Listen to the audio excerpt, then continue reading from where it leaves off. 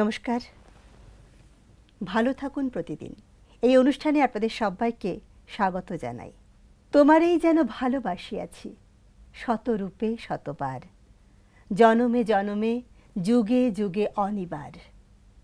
সত্যি তো, ঈশ্বরের প্রতি ভালোবাসা, মানুষের একে অন্যের প্রতি ভালোবাসা, এই দিয়েই তো ভালো থাকা যায়। যদি আপনার জন্য আমি ভালো চিন্তা করি, আমার জন্য আপনি ভালো চিন্তা করেন, তবেই তো আমরা একে অন্যে ভালো থাকতে পারবো। আর সেই উদ্দেশ্য নিয়েই আমাদের এই অনুষ্ঠানের আয়োজন, ভালো থাকুন প্রতিদিন। যদি আপনারা ভালো থাকেন তাহলে আমরা ভালো থাকব। আর এই উদ্দেশ্য নিয়েই আজকে শুরু করছি আমাদের অনুষ্ঠান ভালো থাকুন প্রতিদিন। সঙ্গে পেয়েছি আমাদের ব্রহ্মাকুমারী দিদি সমতা দিদিকে, যিনি দুর্গাপুর থেকে আছেন আমাদের মধ্যে। তাকে আমাদের এই অনুষ্ঠানে স্বাগত জানাই। নমস্কার দিদি। ওম শান্তি। ওম শান্তি। আজ ভালো থাকুন প্রতিদিন এই অনুষ্ঠানে আপনাকে আমরা পেয়েছি। সত্যিই আমাদের ভীষণ ভালো লাগছে। আপনাদের এই সুন্দর পোশাক আর এর মধ্যে একটা যে আলাদা একটা শান্তির একটা ছোঁয়া পাওয়া যায়, এখান থেকে আমাদের মনে একটা দেখলেই যেন একটা গভীর শান্তির একটা ব্যাপার চলে আসে। সে তো জানছি, সবাই আমরা এর মধ্যে দিয়েই যাই। আমরা ব্রহ্মাকুমারীর এই আশ্রমের কথা শুনলে পারে এবং আপনাদের যারা আছেন দিদিরা, তাদের সান্নিধ্যে এলে আমরা মনে একটা শান্তি পাই। কিন্তু আজ আমরা একটা বিশেষ কিছু কথা নিয়ে আপনার কাছে এসেছি। আমাদের এই দুনিয়ায় কিন্তু চারিদিকে অনেক রকম মানুষের মনে অসন্তোষ, না পাওয়ার বেদনা, সব কিছু মিলিয়ে কোথাও যেন আমরা ঠিক সুখী নেই। সবাই ভাবছি যে এটা কেন আমার হলো না, ওটা কেন আমি পেলাম না। বিশেষ করে আজকে যে অনুষ্ঠানে আমরা এসেছি, যারা মূলত ব্যবসায়ী, ব্যবসা করে তাদের জীবনযাপন করতে চান, তাদের জীবনের যে বিভিন্ন রকম ঘাত প্রতিঘাত, তাদের অভিজ্ঞতা, তাদের ভালো লাগা খারাপ লাগা, সেগুলো তারা আমাদের সঙ্গে ভাগ করে নিয়েছেন। তো সেই কথাগুলো আপনার কাছে আমরা আনবো এবং তার সমাধান চাইবো আপনার কাছে। তবে তার আগে বলবো যে এই অনুষ্ঠানে এসে আপনার কেমন লাগছে? পরমপিতা পরমাত্মাকে সর্বপ্রথম এই অনুষ্ঠানে স্বাগত জানাচ্ছি। আর পরমপিতা পরমাত্মার প্রত্যেকটি প্রিয় সন্তান যারাই এই অনুষ্ঠানটা দেখছেন বা শুনছেন, তাদেরকেও স্বাগত জানাই। আর তাদের জীবনে একটা পরিবর্তন আসুক এই অনুষ্ঠানটা দেখে, বা এখানে যে এপিসোডগুলো চলবে সেগুলো তাদের জীবনে নতুন কিছু শিক্ষা এনে দিক, নতুন আলোর দিশা এনে দিক, এই শুভ কামনা রাখি।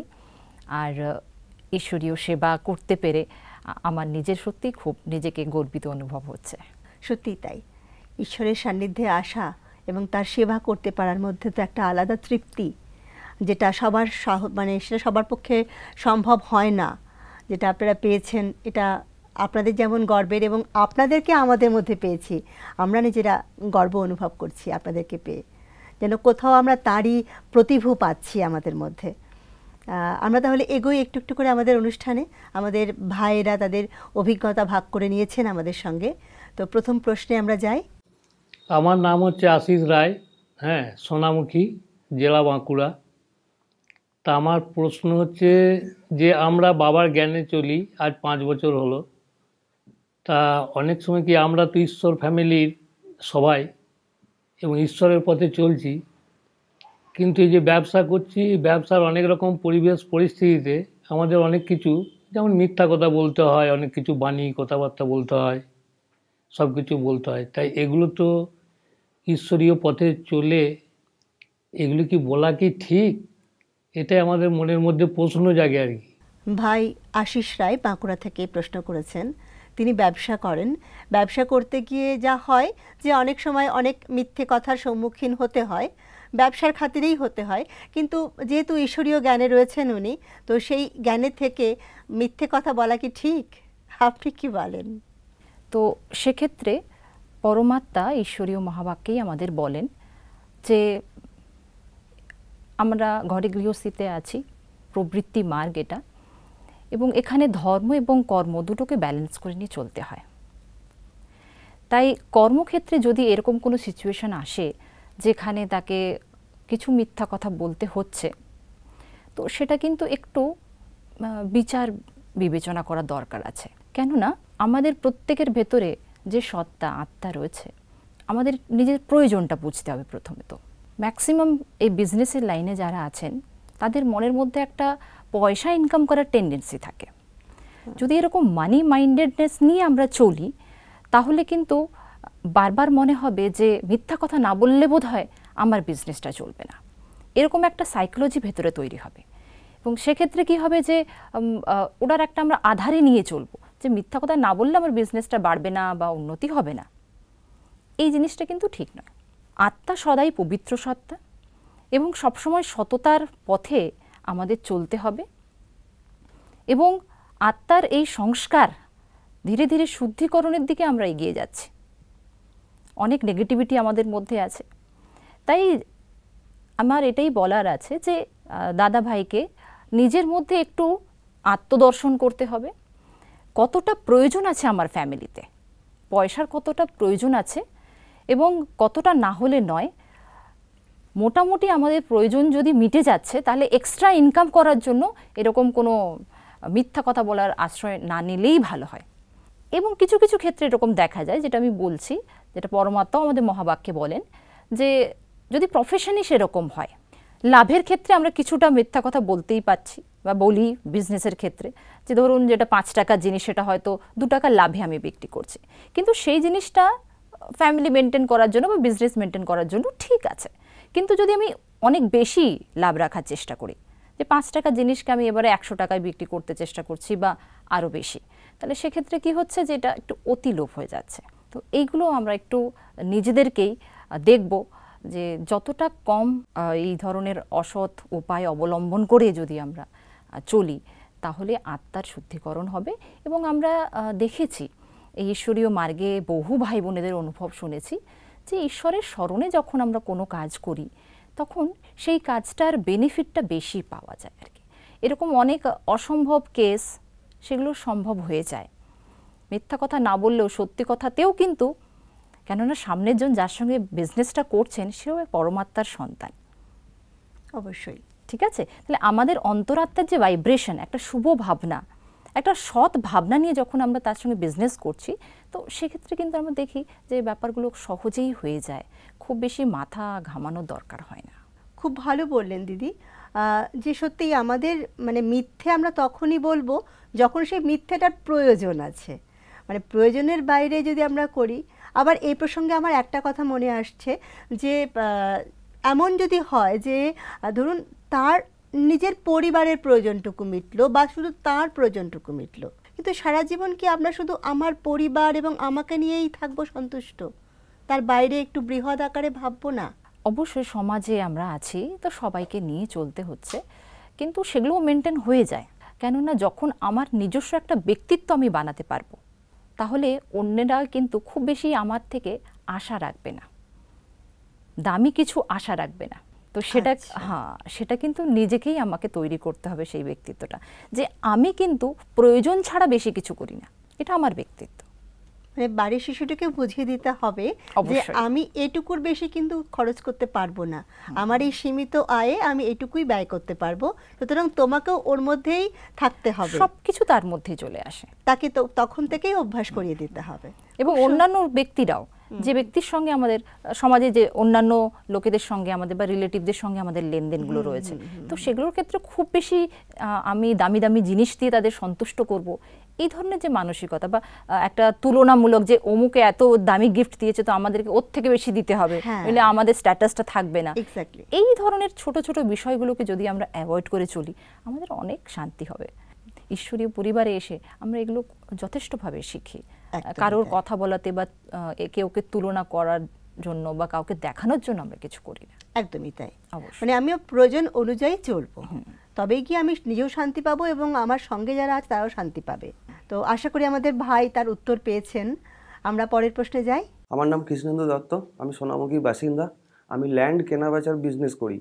আর ল্যান্ড কেনাবেচার বিজনেসে কম্পিটিশন প্রচুর, এবং যারা আগের থেকে করছে তারা চায় না যে নতুন কেউ এই ব্যবসায় এসে গ্রো করুক, তারা নানা রকম বাধা সৃষ্টি করার চেষ্টা করছে। তো সেই জায়গাটা আমি কিভাবে আটকাবো, প্রতিরোধ করবো, যাতে আমি আমার ব্যবসাটা সুন্দরভাবে করতে পারি। ভাই কৃষ্ণেন্দু দত্ত সোনামুখী থেকে প্রশ্ন করেছেন। তিনি জমি কেনা বেচার ব্যবসা করেন। তো সেই জমি কেনাবেচার ব্যবসায় তো সবসময় কম্পিটিশন রয়েছে, মার্কেটে আসা মানেই কম্পিটিশনের মুখোমুখি হতে হয়। তো সেখানে তিনি যদি ভালো কিছু করতে চান কিভাবে করবেন? যে কোনো বিজনেসের ক্ষেত্রে নিজের স্থিতিটা ঠিক রাখা, এটা কিন্তু খুব বেশি প্রয়োজন। আর এই আধ্যাত্মিক মার্গে প্রত্যেকটি মানুষ যত যত নিজের ভেতরের শক্তিকে জাগ্রত করবেন, তত তার জীবনের সমস্যাগুলো কম হবে। এক্ষেত্রে আমরা মেডিটেশনের প্রয়োগ শেখাই, যে যতই আপনার জীবনে বাধা বিপত্তি আসুক না কেন, কেননা ব্যক্তির সঙ্গেই তো ডিলিংস আমাদের, তো সেক্ষেত্রে সকলের প্রতি যদি আমরা শুভ ভাবনা রাখতে পারি, সকালে ঘুম থেকে উঠে আমরা নিজের বিজনেস সম্পর্কে একটা যদি পজিটিভ মাইন্ডসেট বানাতে পারি, যাদের সঙ্গে আমি দেখা করব, যাদের সঙ্গে আমার লেনদেন আছে বা কথাবার্তা বলবো, সেই সমস্ত কিছুর মধ্যে একটা পজিটিভ ছাপ যেন থাকে। এবং সর্বোপরি সব কাজে সেই পরমপিতা পরমাত্মাকে যদি আমরা বিজনেস পার্টনার বানাতে পারি, তাকে সঙ্গে নিয়ে যদি প্রত্যেকটি কাজ আমরা করতে পারি, তাহলে অনেকটাই কিন্তু আমাদের রেজাল্ট পজিটিভ আসবে। এবার চ্যালেঞ্জেস তো আছেই, যেটা আপনি বলছেন যে কম্পিটিশনের বাজার, এখন যে কোনো কিছু করতে গেলেই কিন্তু আমাদেরকে অনেক রকমের পরিস্থিতির মোকাবেলা করতে হয়, অনেক প্রতিবন্ধকতার শিকার হতে হয়। আর যেটা দেখি এই ল্যান্ডের ক্ষেত্রে, যে মানুষ অনেক বেশি ঠকিয়ে দেয়। তো সেক্ষেত্রেও বলবো যে দেখুন, আমাকে মানুষ তখনই ঠকাতে পারবে যখন আমার সে সম্পর্কে নলেজ কম থাকবে, বা আমার মনস্থিতি যদি অশান্ত থাকে, কথায় কথায় আমি যদি বিরক্ত হই, রেগে যাই, এরকম যদি অস্থির মানসিকতা থাকে, সেক্ষেত্রে কিন্তু যে কোনো বিজনেসই করতে গেলে কিন্তু আমাদেরকে এরকম মানুষ ঠকিয়ে নেবে। তো সেই জন্য ঘুরিয়ে ফিরিয়ে বিষয়টা একই জায়গায় আসছে, যে আমাদের আত্মদর্শন করা উচিত, নিজের ক্যাপাসিটিগুলো বাড়ানো উচিত, এবং মানুষের সঙ্গে কথা বলার বা বিহেভিয়ার ম্যানেজমেন্ট, এই বিষয়গুলোর যত যত আমার মধ্যে পারফেকশন আসবে, তত আমরা এই লাইনে এগিয়ে যেতে পারব। মানুষকে পরখ করা, কার সঙ্গে কতটা কিভাবে কথা বলা উচিত, বা তার ভেতরে কি চলছে সেটা যদি আমরা বুঝে নিতে পারি, তাহলে আমাকে কেউ ঠকাতে পারবে না। আর আমরা কথায় কথায় বলি যে অ্যাকচুয়ালি আমাকে কেউ ঠকায় না, আমরা ঠকতে যাই। কেননা সেই আমার মধ্যে যদি সেই নলেজটা না থাকে, তাহলে তো সামনের জন তো বসেই আছে ঠকানোর জন্য। না, তবে এই প্রসঙ্গে আমার যেটা মনে হলো যে আপনার আগের কথা অনুযায়ী ধরে নিই যে যখন আমি মনে করছি যে আমি কম্পিটিশনে আছি, তখন আমাকে একটা জয়ী হওয়ার ভাবনা আসছে। কিন্তু যদি মনে করি যে কম্পিটিশন নেই, এখানে আমি আমার মতো কাজ করছি, আমার সামনের জন সেও সেবা করছে, সুতরাং তাহলে কিন্তু আমার মধ্যে ওই কম্পিটিশন ভাবটাও আসবে না।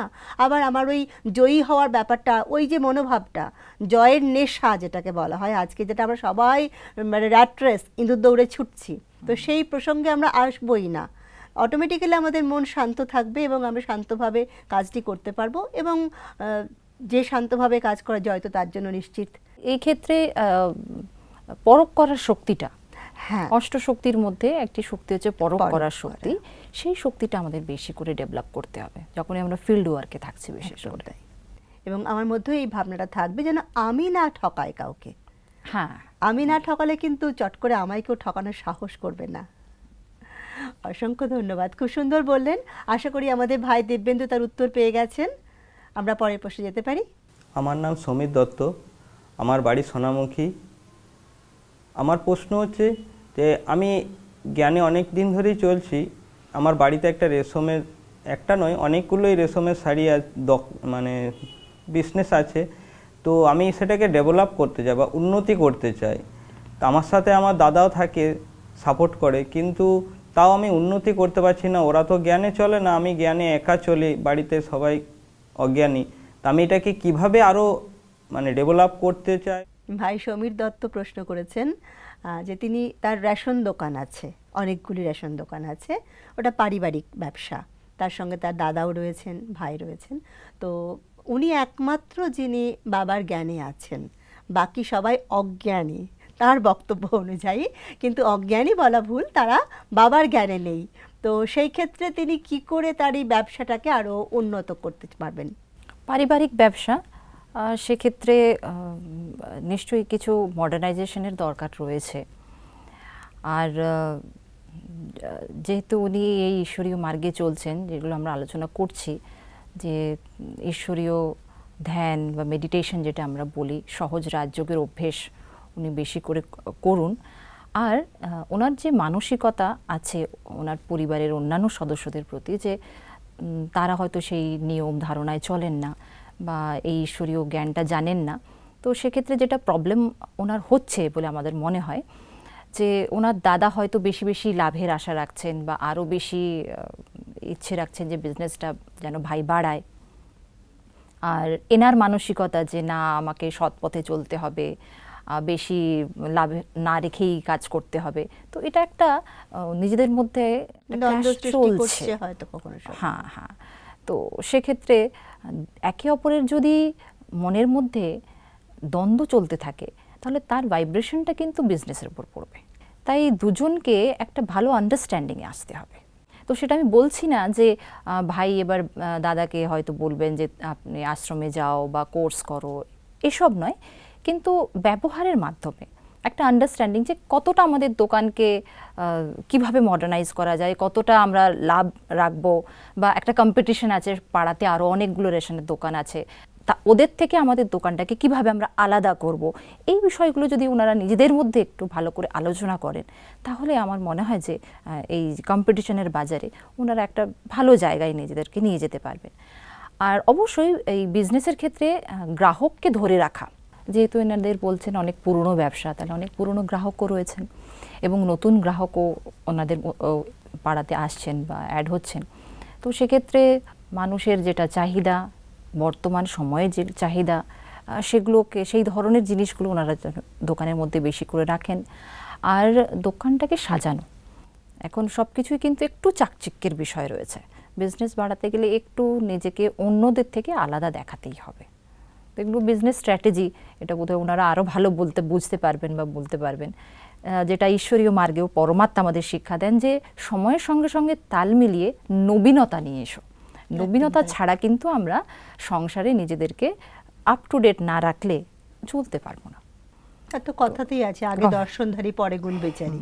সুতরাং যদি চাকচিক্য ভালো থাকে মানুষ এমনিতেই ওর প্রতি আকৃষ্ট হবে। হ্যাঁ, তো সেই চাকচিক্যটা যেমন বাইরের দিক থেকে তেমন ভেতরের দিক থেকেও, নিজেদের কথাবার্তার মধ্যে, আচরণের মধ্যে, এগুলো যেন আমরা একটু নিজেদের পরিবর্তন নিয়ে আসি। ঈশ্বরীয় জ্ঞানে আমাদের ওভারঅল সব রকমের ডেভেলপমেন্ট শেখানো হচ্ছে। বিজনেস কিভাবে বাড়াবো এবং বিজনেসের ক্ষেত্রে বিজনেসম্যান হিসেবে আমার ব্যক্তিত্বের বিকাশ আমি কিভাবে ঘটাবো, এটাও কিন্তু বিচার্য বিষয়, বা এটাও আমাদেরকে নিজেদের মধ্যে একটু দেখতে হবে। তাই দুটো জিনিসকে একসাথে যদি আমরা ডেভেলপ করি তাহলেই আমরা প্রকৃত যে আমাদের লক্ষ্য, যে আমিও ভালো থাকি, আমার পরিবার ভালো থাকুক, আমার সমাজ ভালো থাকুক, সব ব্যাপারটা কিন্তু আমরা কভার করতে পারব। খুব সুন্দর বললেন।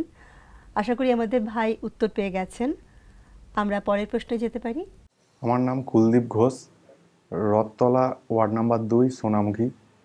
আমার দলিল লেখা ব্যবসার সঙ্গে আমি যুক্ত। তো দলিল লেখা ব্যবসা আমার খুব সুন্দরভাবে চলছে। আমি বাবার জ্ঞানের সঙ্গে 9 বছর যুক্ত। কখনো ব্যবসা খুব ভালো চলে, কখনো খুব খারাপ চলে, আবার কখনো মিডিয়ামভাবে চলতে থাকছে। তো যখন খারাপ চলছে তখন আমার কি করা উচিত? ভাই কুলদীপ ঘোষের প্রশ্ন যে তিনি দলিল লেখার ব্যবসা করেন এবং ভালোই চলছে ব্যবসা, কিন্তু ব্যবসায় তো চড়াই উতরাই রয়েছে, কখনো সখনো যখন নেমে যায় ব্যবসা সেভাবে হয় না। কিভাবে উনি সর্বক্ষণ ভালো থাকবেন, ভালো রাখবেন? জীবনটাই তো উপর আর নিচে, এই পথে, এরকম পথে চলে, তাই না? মানে জীবনেও অনেক চড়াই উতরাইয়ের মধ্যে দিয়ে আমাদের এগোতে হয়, কখনো ভালো কখনো খারাপ। তো যেহেতু উনি জ্ঞান মার্গে চলছেন, এই ঈশ্বরীয় জ্ঞানের সঙ্গে যুক্ত রয়েছেন, পরমাত্মা আমাদের শেখান যে আমি আত্মাই বিজয়ী আত্মা। কোনো কারণ বা কোনো পরিস্থিতির বশে প্রভাবে আমি প্রভাবিত নই। তো আজ আমার হার হোক বা জিত হোক, আমি সদাই বিজয়ী আত্মা। যদি আমরা এই দৃষ্টিকোণ তৈরি করে নিতে পারি যে যখন ভালো, সব কিছু আমার মতে চলছে, আমার মতো হচ্ছে, তখন যেমন আমি নিশ্চিন্তে আছি, স্থির আছি, পরমাত্মাকে স্মরণ করছি বা ঈশ্বরীয় সেবা করছি, ঠিক সেই একই স্থিতি আমরা মেনটেন করব যখন আমাদের খারাপ সময়টা যাচ্ছে। পরিস্থিতিকে যদি আমরা শিক্ষক মনে করে নিই, যে কোনো পরিস্থিতি আসছে আমাদের নতুন কিছু শেখাতে, নতুনভাবে কিছু আপডেট নিয়ে আসার সংকেত দিচ্ছে, যে আরও বোধহয় নতুন কিছু আমাকে শিখতে হবে, জানতে হবে। কেন শেখার তো শেষ নেই। একদম তাহলে নিজের কাজের মধ্যে আরও কি নবীনতা আমি আনতে পারি, আর কি করতে পারি, এই চিন্তন যদি আমরা পরমাত্মার সান্নিধ্যে বসে পরমাত্মাকে সঙ্গে নিয়ে করি, তাহলে আবার আমাদের স্থিতিটা ভালো হয়ে যাবে। আর যখনই এরকম নেগেটিভ কোনো থট আসে, ব্যর্থ চিন্তা আমাদের মনের মধ্যে আসে, তখন কিন্তু বেশি করে নিজের জন্য এবং অন্যের জন্য, সারা বিশ্বের সকল মনুষ্য আত্মার জন্য শুভ ভাবনা এবং শুভ কামনা বেশি করে করা উচিত। নইলে কি হয় যে যদি এরকম সেই সময়টা যখন আমার মধ্যে এরকম ব্যর্থ চলছে, যদি সেটাকে সেই মুহূর্তে আমরা নির্মূল না করি, তাহলে তার প্রভাব কিন্তু ধীরে ধীরে আমার কাজের উপর পড়তে পারে। শারীরিক মানসিক তো আছেই, তার সাথে সাথে পরিবেশ, অন্যান্য মানুষজন এবং আমার কর্মক্ষেত্রে এর প্রভাব পড়তে পারে। তাই কোনো পরিস্থিতিতেই আমি যেন নিজেকে এরকম ব্যর্থ চিন্তনের মধ্যে না ফেলে দিই, এই বিষয়টার উপর বিশেষ অ্যাটেনশন আমাদের দিতে হবে। এই কথা শুনতে শুনতে আমার একটা ছোট্ট গল্প মনে পড়ে গেল। দুই বন্ধু, দুজনেই ডাক্তার। একজন রোগী এসেছেন, মুমূর্ষু রোগী, তার অনেক বয়স হয়ে গেছে, অশীতিপর বৃদ্ধ। তারা হসপিটালে এসেছেন, দুই ডাক্তার তার চিকিৎসার জন্য এসেছেন। তো একজন চিকিৎসা করছেন, অন্য ডাক্তারের নজর পড়ল ওই বৃদ্ধর ঘড়ির ওপর। খুব দামি একটা বড় ডায়ালের ঘড়ি ছিল। এবার সে তো মুমূর্ষু রোগী, একদম মৃত্যু পথযাত্রী। কিছুক্ষণের মধ্যে সেই ভদ্রলোক যিনি রোগী, তিনি মারা গেলেন। তো সেই যাওয়ার আগের মুহূর্তে ওনার হাত থেকে ঘড়িটা ছিনিয়ে নিলেন অপরদিকে যে ডাক্তার ছিলেন। তো কিন্তু ওনার যেহেতু খুব প্রিয় ঘড়ি ওই বৃদ্ধের, উনি ছাড়তে চাইছিলেন না, আটকানোর চেষ্টা করলেন, কিন্তু উনি তখন একেবারেই মৃত্যু পথযাত্রী, সুতরাং তিনি পারলেন না আটকাতে, ডাক্তার ছিনিয়ে নিলেন। অদ্ভুত দেখা গেল সেই ঘড়িটি একটি ম্যাজিক ঘড়ি ছিল। তো সেই ঘড়ি যার হাতে গেল, সে সঙ্গে সঙ্গে তার ঘড়ির স্পিড, মানে কাঁটা ঘুরতে থাকলো খুব র্যাপিডলি, দ্রুত ঘুরতে থাকলো, যার ফলে ঘড়ির কাঁটা ঘোরার সঙ্গে সঙ্গে ওনার বয়স বাড়তে লাগলো। একজন তরুণ ডাক্তার, তিনি খুব তাড়াতাড়ি একেবারে সেই 60 বছরের কাছাকাছি তার জায়গায় তার জরা দেখা দিল তার শরীরের মধ্যে। তখন তিনি একদম কান্নাকাটি করছেন, কি হলো, আমি এত ইয়াং, এত হ্যান্ডসাম ছিলাম, সেখানে এরকম জরা আমায় ধরে ফেললো। তখন তার বন্ধু বলল, অনেক চেষ্টা করলো তাকে ঠিক করার, কিছুতেই পারছে না। তো তখন তিনি বললো, তুই এমন কিছু কর যাতে করে মানুষের ভালো হয়, সেরকম চিন্তা কর। ও ভাবছে কি করব। তো সেই সময় আরও একজন রোগী এলেন, মানে ওই হসপিটালে। তো এসে তার কার্ডিয়াক অ্যারেস্ট হলো বাইরে বসে থাকা অবস্থাতেই। তো আক্রান্ত হওয়ার সময় ওই ডাক্তার সামনে ছিলেন, তিনি তখন জরা, একেবারে বৃদ্ধ, নিজেই নড়তে পারছেন, এরকম অবস্থা হয়ে গেছে। তো তিনি তখন, যেহেতু ডাক্তার, তার ওই কার্ডিয়াক মাসাজ দেওয়া সেটা তার মনে আছে, সেই মুহূর্তে তার মনে পড়লো এবং ওই রোগীকে তিনি ওটা করলেন। যেহেতু সেই ভালো চিন্তাটি উনি করলেন, সঙ্গে সঙ্গে দেখা গেল তার ঘড়ির কাঁটা আবার ঘুরতে লাগলো উল্টো দিকে, এবং তিনি আবার তার তারুণ্যে ফিরে এলেন, আবার তার সুন্দর চেহারায় তিনি ফিরে এলেন। এই যে ভালো চিন্তাটি উনি করেছিলেন, সেটি কিন্তু তাকে আবার তার পজিটিভ ভাইবস দিল তার মধ্যে, সুতরাং সে আবার তার ভালো জায়গাটা ফিরে পেলেন। তো সুতরাং এরকম কিন্তু গল্পের মধ্যে দিয়ে আমরা অনেক কিছু জানি। এটা গল্প, নিছক গল্প, কোনো বাস্তব ঘটনা নয়। কিন্তু রিয়েল লাইফে যেটা দেখা যায় যে মানুষ এত বেশি কর্মের মধ্যে নিজেকে জড়িয়ে ফেলেছে, তো এই ধর্ম ব্যাপারটাকে সঠিকভাবে কিভাবে ধারণ করবেন সেটা নিয়ে অনেক বড় কনফিউশন থাকে মানুষের। বিজনেসের লাইনে যারাই আছেন, যে বিজনেসটা আলাদা, তারপরে ঘর গৃহস্থির ব্যাপারটা আলাদা, তারপরে এই পুজো পাঠ বা মেডিটেশন এসব করার আর সময় কোথায়। সেই জন্য ব্রহ্মাকুমারী সংস্থায় এই ব্যালেন্সটা আমরা এখানে শিখি, যে কিভাবে আমরা প্রত্যেকটা কাজ সংসারে থেকে প্রত্যেকটা কাজ, নিজের দায়িত্ব, সেগুলো যথার্থভাবে পালন করতে পারি। পরমাত্মা ধরায় অবতীর্ণ হয়ে আমাদের প্রত্যেকটা জিনিসকে একদম স্টেপ বাই স্টেপ শেখাচ্ছেন। সকাল থেকে শুরু করে রাত অবধি নিজের মনকে কিভাবে ভালো রাখবো, নিজের শরীর কিভাবে ভালো রাখবো, মানুষের সঙ্গে কিভাবে কর্ম ব্যবহার করব, প্রত্যেকটার উপরে ওনার সংকেত রয়েছে। নতুন নতুন শিক্ষা উনি রোজই দিচ্ছেন। তাই তো প্রতিদিন আমরা নতুন নতুন মানে শিখতে পারছি, এবং আমরাও চাইছি যে আপনাদেরকে শেখাতে। তাই জন্য তো এই ভালো থাকুন প্রতিদিন এই অনুষ্ঠানের আয়োজন। আর এভাবেই ভালো থাকুন আপনারা, ভালো থাকবো আমরা। এভাবেই চলুক আমাদের বিশ্বকে ভালো রাখার প্রয়াস। নমস্কার।